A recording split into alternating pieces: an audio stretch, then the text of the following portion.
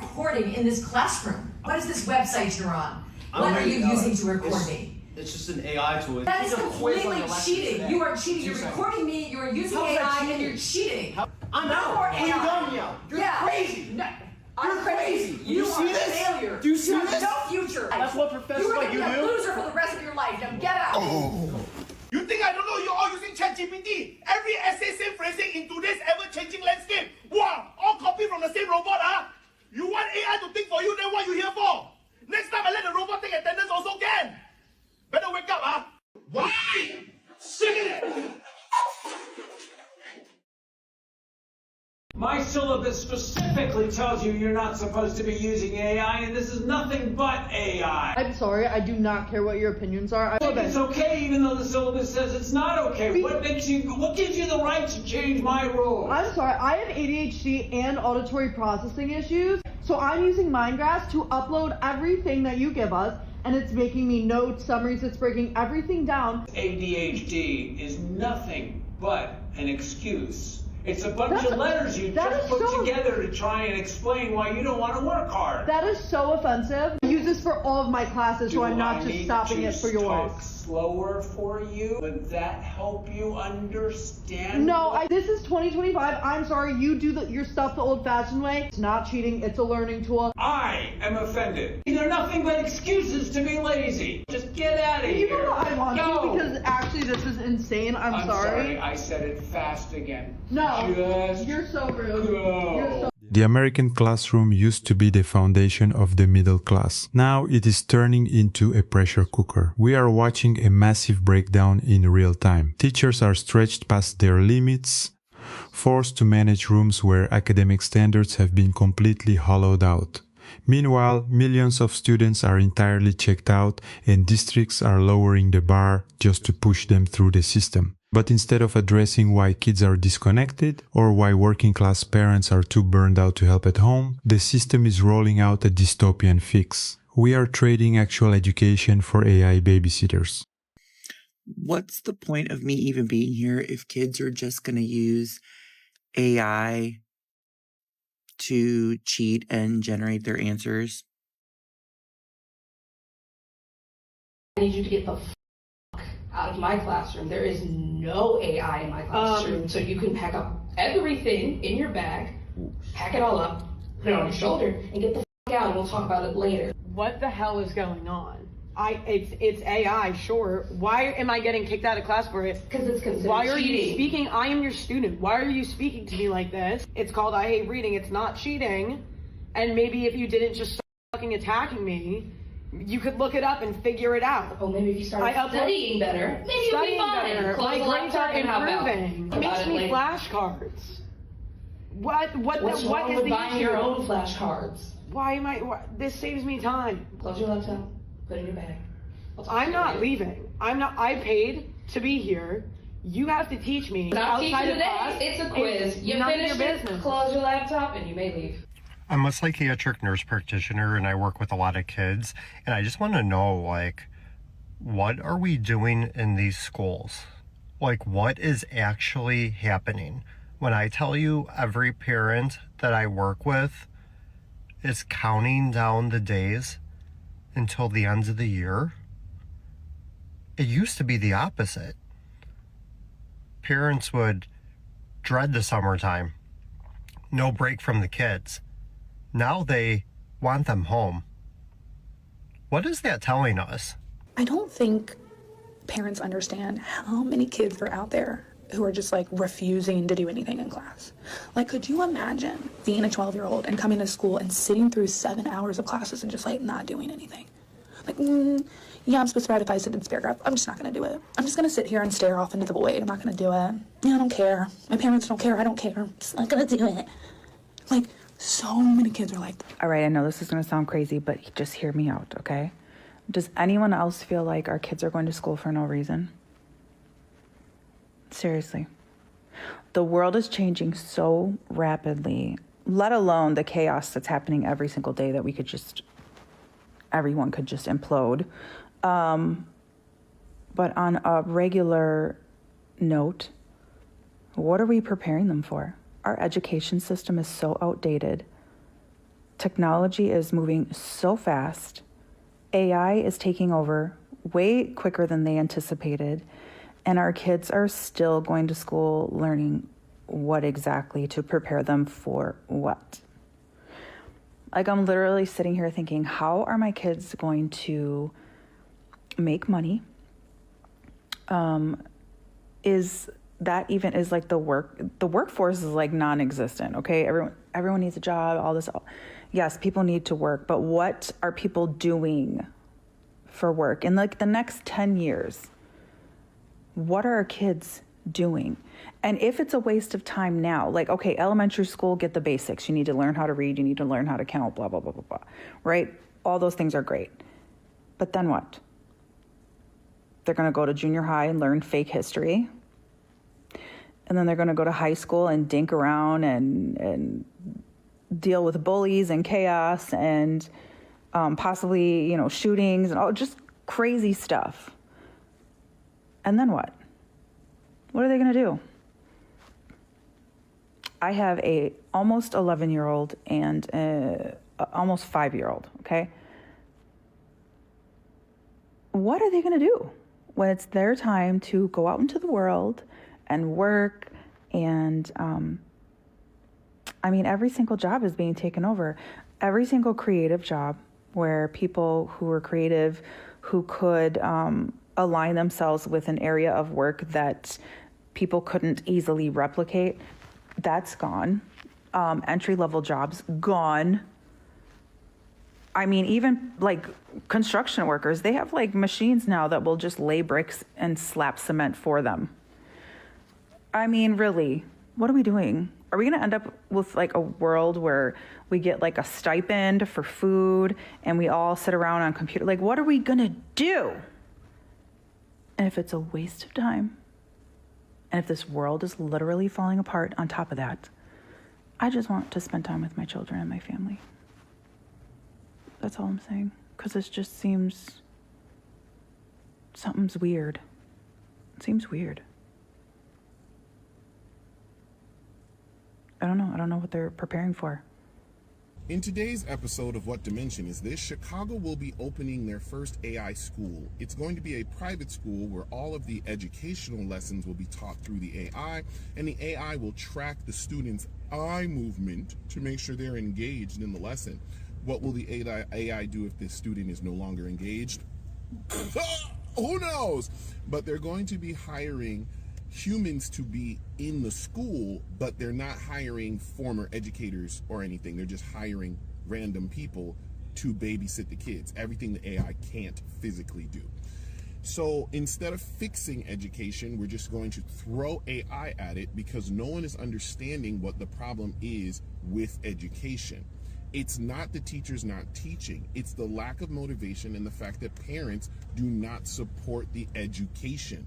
Education starts at home. You should be telling your kid how to sit, how to move, how to act, how to behave, and then when they go to school, they'll be able to take in the information they're seeing from the teacher. But since parents don't want to take that step, and I know it's hard, parents are busy, everyone has to work now, and it's difficult to dedicate time because the idea of a housewife is dead because everything got so expensive. But, and again, that's thanks to Reagan. Just look it up. But the whole idea now is that we are dealing with this idea that AI can solve the education problem, but it's not. It's yet again a Band-Aid on a larger problem that we're refusing to contend with. Teachers can't hold students to high standards because parents complain. Parents complain, so the school lowers the standards, passes kids who shouldn't be passed, makes testing easier, makes grades less real. So kids are getting A's, B's, C's that really should be getting C, D, F's for real. And this is the larger problem. Teachers are not allowed to hold students to a high standard, and parents are not continuing the education at home. And you can see it online. There are teachers reading emails they're getting from parents where parents are like, my child had a baseball game last night and they're tired, so they will not be doing the homework assignment. What? Just say, hey, can they turn it in a day late? No, they won't do it. Thank you for understanding. So this does not help create an educational environment. And these AI things that they're using, or the AI bot that the Melania walked out with, are not going to solve the problem. They will exacerbate the problem.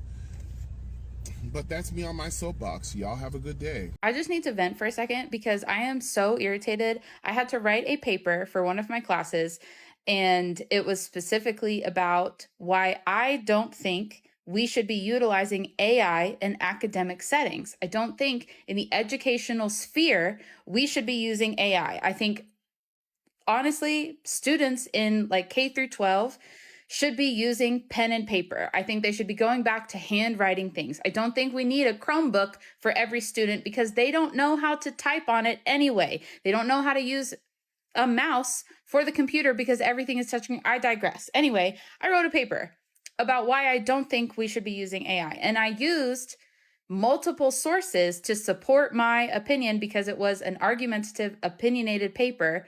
It's what the whole purpose of the paper was supposed to be. And it came back as 41% plagiarized, which that's funny because this is the first paper I've turned in where I put invisible instructions at the top to any AI that it wasn't allowed to keep and use my paper. That's suspicious. So then my professor gave me like a 2 out of 10 on it. And so I emailed back and I said, hey, did you read it? Did you read my paper? Because if professors aren't reading the papers, why in the actual are we having to write the papers? Why do I need to write it if all you're going to do is put it through another AI and check it for you and grade it for you? What the are we doing? What the am I paying for? What are we doing? Am I so petty that I spent my entire planning period crafting a digital presentation titled AI or not AI? Why, yes. Yes, I am. So this week, my students are starting to read A Midsummer Night's Dream, and they had a pre-reading question that I wanted them to answer. For them to respond in 6 to 8 sentences, citing examples from their own personal lives, data and statistics they researched and found regarding whether or not they would allow their parents to choose their future spouse. And here I am, thinking this is an easy assignment. 6 to 8 sentences where you just get to talk about your opinion? No. Apparently, we had to consult Gemini. Apparently, we had to consult ChatGPT. Apparently, we had to consult Copilot. Because we are not forming opinions of our own. And as I do for every single assignment, I plug my assignment prompt into every single AI platform. And once it gives me the original copy of the answer, I ask it to write it as a 10th grader. Some of these little noodle heads just directly copied and pasted. And a few humans thought they were smart. They copied and pasted it into another Google Doc, and then they just typed it side by side. Joke's on you. Google's had an update. Now Google shows if there's any copy and paste or any same language in their documents. It also shows if anything was pasted from an external source, aka AI. But if it's from a legitimate source, it shows the website. And like, these children either think A, that they're so smart, or B, that I am so dumb. Like, we're in April. I don't have time for this. And to my high schoolers out there, just because you change a few words does not change the pattern of your response. Here's an example. Even though I respect my parents and listen to their advice, I feel like I would understand my own feelings and personality better than anyone else. While I respect my parents' opinions and know they want what's best for me, they don't fully experience my emotions the way I do. While I respect my parents' opinions and experience, they don't fully understand my emotional needs, personality, or what makes me happy in a partner. While I respect my parents' valuable life knowledge, they don't always know what's best for you. While I deeply value my parents' advice, I've seen my own community and couples that choose each other tend to communicate better and feel more invested in resolving conflict. While I value parental advice and recognize that parents often have life experience that can help identify red flags in their perspective, they cannot fully account for emotional connection, shared values, and day-to-day compatibility between two partners. And the best part is all of those statements are the second sentence in every single response. AI spits out patterns. It may not always give the exact same response to every single person who plugs the same prompt in. However, we'll follow the same pattern every single time. Like, this was a 10-point assignment, and they had 45 minutes to write 6 sentences. Somebody sedate me. All right, I'm gonna go ahead and say it. Please don't get mad at me. But y'all kids, parents, y'all kids cannot read, and they cannot write, and they cannot spell. Don't shoot the messenger. I'm sorry, I didn't want to say it because I hate talking about these kids on here because I don't want them talking about me. But as a vast majority of students that I teach in my class do not know how to read, write, comprehend, critical think. They just cannot. Okay. I gave a test last week, and I'm going to just point out some of the words these kids asked me for, what the meaning was. I thought this was just basic stuff. You know, we should kind of know. High school, they should know. Girl asked me, what is the word candidate? A candidate. What does that mean? Evaluator. Distinguished. Objective. Catalog. Panel. A panel of people. Occupation. Qualification. What else is another word? Persuasive. Salutation. That's a big one. Salutation. You may not know what that word is. That's a greeting. Hello or goodbye. But these are just some of the basic words. Okay, these is high school kids from 14 to 18, you know, teenagers that don't get basic words. Okay. It just gets to a point when I say some students won't even attempt to take the test because they can't read. They won't even look at the test. I had a student that guessed on everything because they didn't want to do it. Didn't want to read it, didn't understand it, just don't know. But they are sitting in my class as a 10th grader on track to graduate and cannot read, cannot write. I'm just saying, y'all, it is a pandemic. These kids cannot read, they cannot write, and they dang sure can't spell. Yeah. I'm really going to try and say this without grandstanding or virtue signaling, but it's something that's really important, I think. Do you remember that kid in middle school or high school who sat at the back of the class, didn't really do any of the assignments, and then waited for the day before the final exam during a review session to stick their hand into the air and say to the teacher, "When are we going to use this in real life?" Remember that kid? He kind of looks like me, huh? He is me. He was me. Now, sometimes a young teacher or an inexperienced teacher, feeling insecure that that question was actually questioning their job security, would be tempted to answer it directly and say something like, in the future, when you're looking to get a job, employers are going to need you to have skill X, Y, and Z, which is actually the subject matter of this test you're taking tomorrow. That teacher might also cite some statistics that show that students who have skill X, Y, and Z will earn more money in the marketplace. All right, now hold that scene in your mind. All right, so a few days ago, Mark Andreessen retweets the frustration of an anonymous teacher. Post reads, "Student cheated, but I have no proof." A rant. "This student is a D+, C- student at best. Took my essay final exam. They take it outside of class. I already know and will be changing this in the future with a time limit. His answers are so far above anything else I have seen from him all semester or anyone else in the class, but Turnitin, which is the software, came back clean. I'm pretty sure he cheated, but I have no way to prove it. I'm just frustrated and ranting. I'm stressing too much about this with everything else I have to finish up. It's just exhausting, that's all." So it's clear that this teacher thinks that this student used ChatGPT or another artificial intelligence to write their final exam essay outside of class.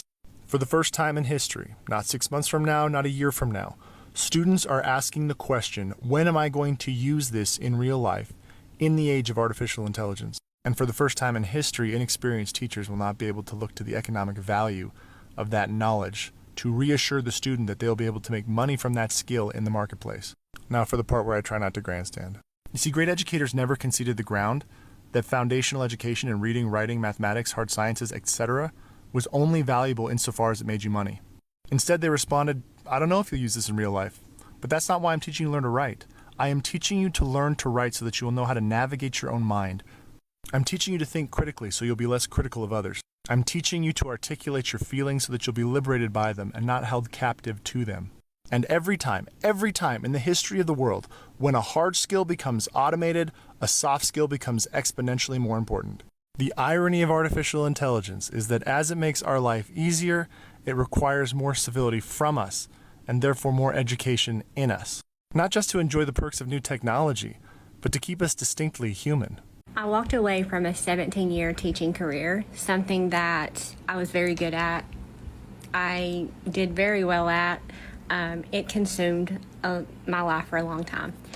Since I have not been in the classroom, my kids have noticed things about me, and I asked them just to write down 5 things, or tell me 5 things. My daughter wrote hers down. My son, he just told me. My daughter says, okay, number 1, not hateful. Number 2, the house is clean. Number 3, good food. Number 4, not always in bed. And number 5, smiles more. Y'all, my son, like I said, he is 13. He's going on 14. Boy, a few words. Energetic, peaceful, home, more helpful, and more tolerance. If you needed a sign to get out of the autopilot mode and the stage of your life where you just feel like your family is getting the least of you, you need to try something new. So one of the reasons I am leaving the classroom is because of my personal frustrations with what is called course recovery. And if you don't know what course recovery is, it is when a student fails a core content class, they are enrolled in an online version of that class through this platform, and they are able to complete that class and bring their grade up. However, I don't know if this is for all school districts. I don't know if this is a Florida thing. I don't know if it's a my school thing, but there is no proctor. It's all online. They get to do it at home, and there's no time frame for it to be completed. Okay, so for example, I had a student who got an 18% in class, didn't show up, didn't do anything, got an 18%, and was assigned course recovery for that 9 weeks, and on the same day completed that 9 weeks course recovery. All the content of 9 weeks, apparently. And now they have a 75 in English 4. What are we doing? So this was my first year to teach, and also my last year. Kind of embarrassing, yes. But I knew like a week in, I was like, what did I do? What kind of mistake have I made? It is brutal. It is brutal. I cannot even describe how many times I have been told, you just need to be more mean. Just get meaner. Just blah, blah, blah. Kids will respect you if you're meaner. You're not mean enough. I mean, in what world is our goal in life to get meaner? You know? Like, I think we're all on this journey to be, like, kinder, better people. My goal in life is not to get meaner. If that's what it takes to do this well and to not literally hate my life, then sorry.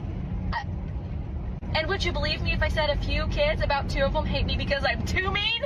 I know. I've been asked a lot what I'm going to do next, because we always have to have something else, and you've got to be right. Sorry, I know. I get a little bit worked up about this, because, like, why do I have to always have something planned out? Can I just, give me a second. Give me a second. Okay, sorry. Anyway, I've been asked a lot what I'm gonna do next.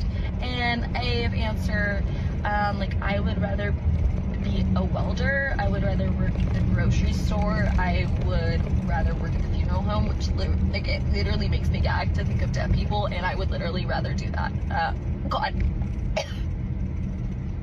I quit education 2 years ago. I was a teacher for 8 years. I have a master's degree in education. Ultimately, the reasons that I left was because I realized how bad it was getting and that absolutely nobody was doing anything to make it better. I looked around and I said, I am 29 years old. I cannot do this until I retire. Like, absolutely nobody is coming. And the issues that we were experiencing were ones that had been steadily increasing since I became a teacher.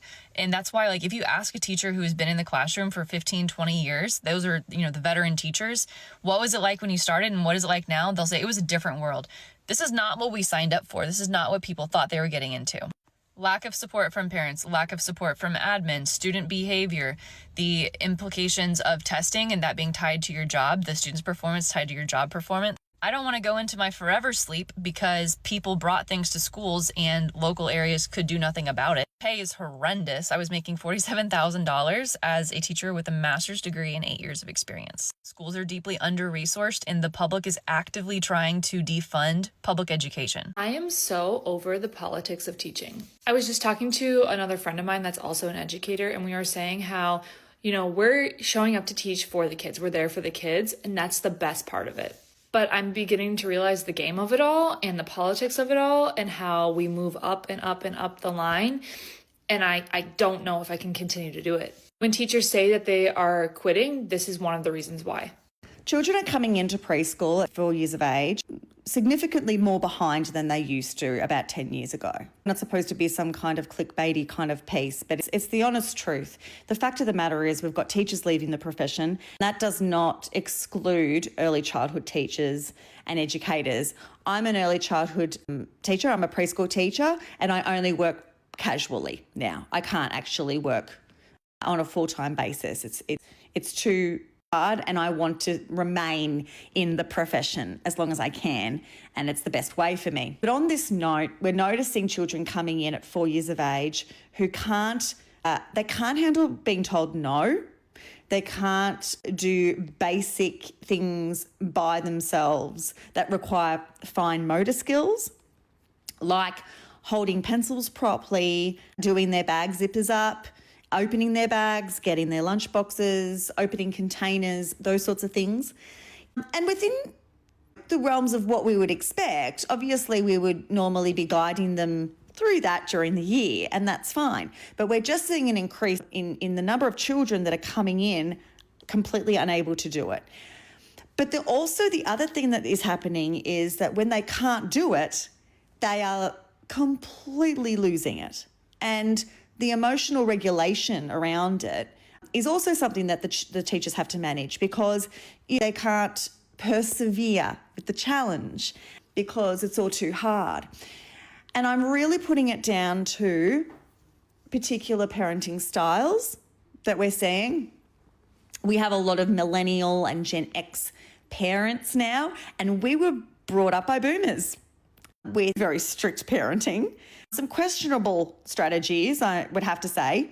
And we want to rectify that as parents ourselves. We don't want to do it that way. We want to do it the right way that actually builds confidence in our children and doesn't leave them needing therapy later on in life. But it's gone too far now. And I think that there has been a misunderstanding between what gentle parenting is and permissive parenting is. Because gentle parenting is still acknowledging that child's feelings, saying it's okay to be upset about it, but we're still not going to the shop, so you're not getting the lolly, and you're allowed to be upset about it. Where you still set very, very firm boundaries around it, but we're not punishing like we used to see back in the day. Whereas permissive parenting is more that just letting the child kind of do what they wish. And I think that there has been a confusion between what gentle parenting is and permissive parenting is.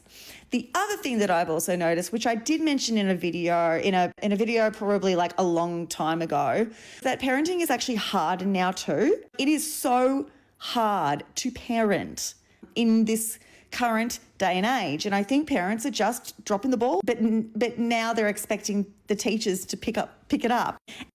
I'd love to think that we're magical in some ways, but we're not that magical, and we don't have that much in us. So now we are seeing incredible teachers, and I've seen many leave. They can't do it anymore. And they are devastated by that because they want to be there. They want to help the kids and they want to be there to guide the children. But the system is it's not helping us. It's not providing support for us. So my question is, if you have a child that has not started preschool or kindergarten, you're not sure about what to expect they should be able to do, please tell me if I can provide that information on here, because I would be really, really happy to do that, and I would be really happy to provide ways in which you can support your children to be ready when they enter kindergarten or preschool. And this is not just relying on daycares. What can you do at home to support them? Because it is quite easy. You can put things in place, but we're going to lose teachers and we're going to keep losing teachers. We're going to keep losing childcare educators, and the people that will suffer will be the children.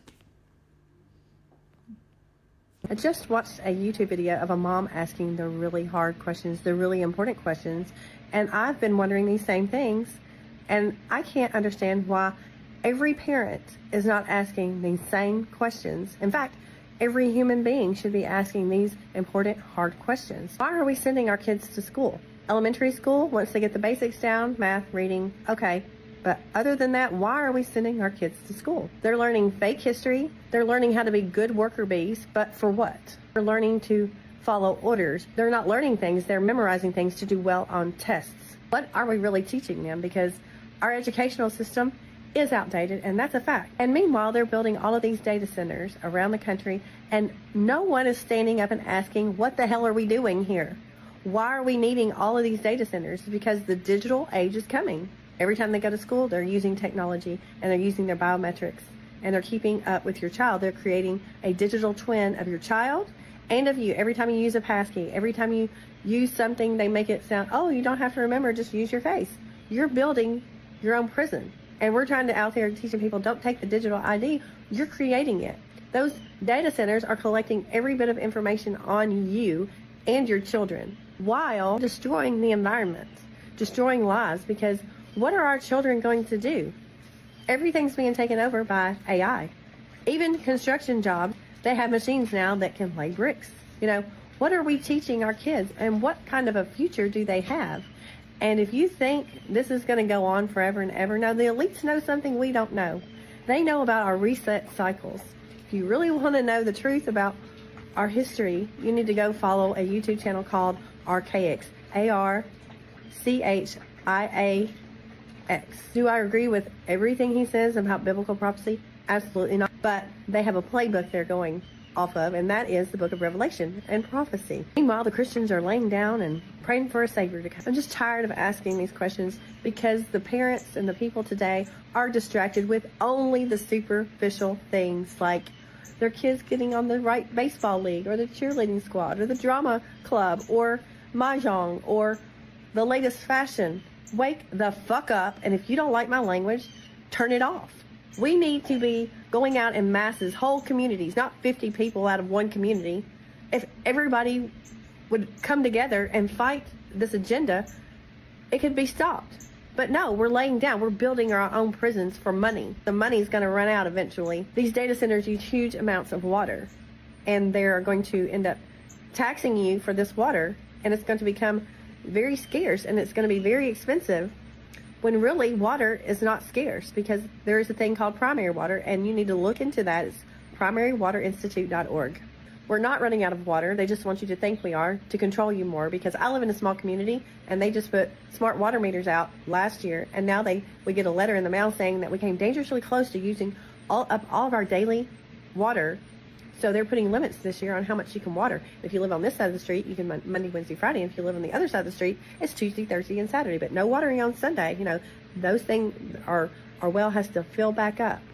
Meanwhile, they're steadily wanting to build all these new neighborhoods, bringing all these businesses. If we can't support the residents we have now, why the hell are they allowing more and more and more housing and businesses to come into our small community? Is it really about the water, or is it about more money and control? And these are the things we need to start asking. We need to come together and put all this superficial shit behind us, because what's coming in the next 15 years, they're lying to you. They're not telling you what's coming. We just need to wake up and start asking the questions, come together and stop fighting one another, and start fighting the real problem. And those are the people in government and the elites of this world. What we are seeing isn't just a technology problem or a discipline issue. It is a complete systemic failure. When districts in places like Chicago start replacing educators with algorithms that track a child's eye movements, we have crossed a dark line. We are treating children like data points to be managed rather than citizens to be developed, and we have to be honest about the root cause. The modern economy demands that parents work constantly just to afford basic housing. The time and energy required to actually reinforce education at home simply isn't there for the working class anymore. So the system steps in with the cheapest possible alternative, a screen. If we don't demand a return to human-led, high-standard education, we are going to fail an entire generation. Are you seeing this shift in your own local school districts? And how do you think this reliance on AI will impact the next generation? Let me know your perspective in the comments below. Thanks for watching. I'll see you in the next one. Take care.